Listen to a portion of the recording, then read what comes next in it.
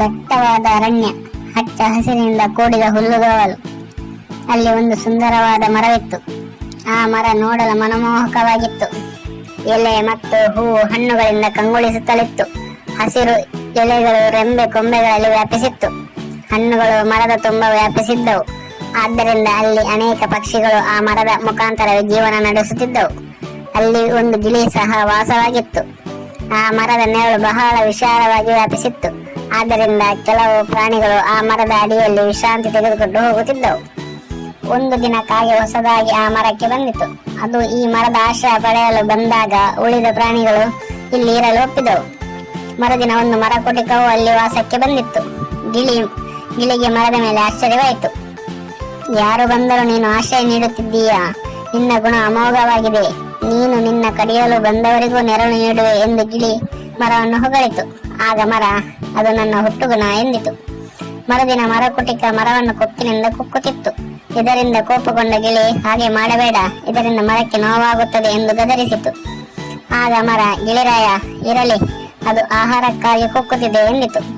ಆಗ ಗಿಳಿ, ಇದರಿಂದ ನಿನಗೆ ನೋವಾಗುವುದಿಲ್ಲವೇ ಎಂದು ಕೇಳಿತು. ಆಗ ಮರ, ಆಗಲೇ, ಆ ಮರಕುಟಿಕಕ್ಕೆ ಆಹಾರ ಸಿಗುತ್ತದೆ ಅಲ್ಲವೇ, ಅದೇ ನನಗೆ ಸಂತೋಷ ಎಂದಿತು. ಮರದ ಮಾತು ಕೇಳಿ ಗಿಳಿಗೆ ಕನಿಕರವಾಯಿತು. ಒಂದು ದಿನ ಮರ ಇದ್ದಕ್ಕಿದ್ದಂತೆ ಒಣಗತೊಡಗಿತು.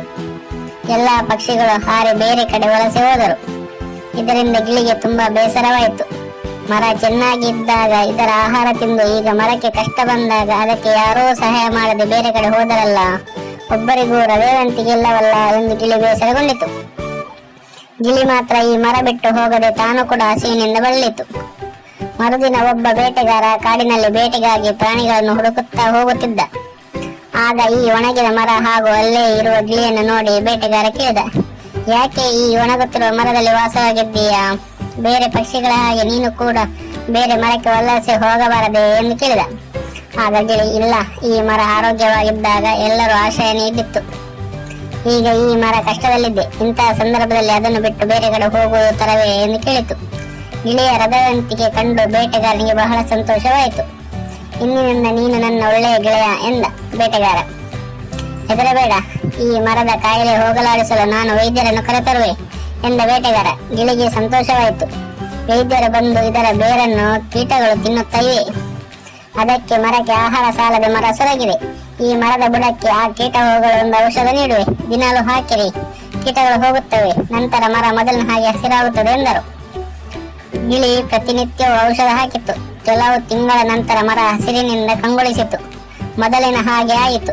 ಗಿಳಿಗೆ ಮರ ಧನ್ಯವಾದ ಹೇಳಿತು. ಗಿಳಿಯೂ ಆ ಬೇಟೆಗಾರನಿಗೆ ಧನ್ಯವಾದ ಹೇಳಿತು. ಆಗ ಬೇಟೆಗಾರ, ನಿನ್ನ ಹೃದಯವಂತಿಕೆ ಮೆಚ್ಚಿದೆ. ಕಷ್ಟದಲ್ಲಿರುವಾಗ ನಿನ್ನ ಸಹಾಯದ ಮನೋಭಾವ ನನಗೆ ತುಂಬಾ ಹಿಡಿಸಿತು ಎಂದು ಬೇಟೆಗಾರ ಗಿಳಿಯನ್ನು ಹೊಗಳಿದ.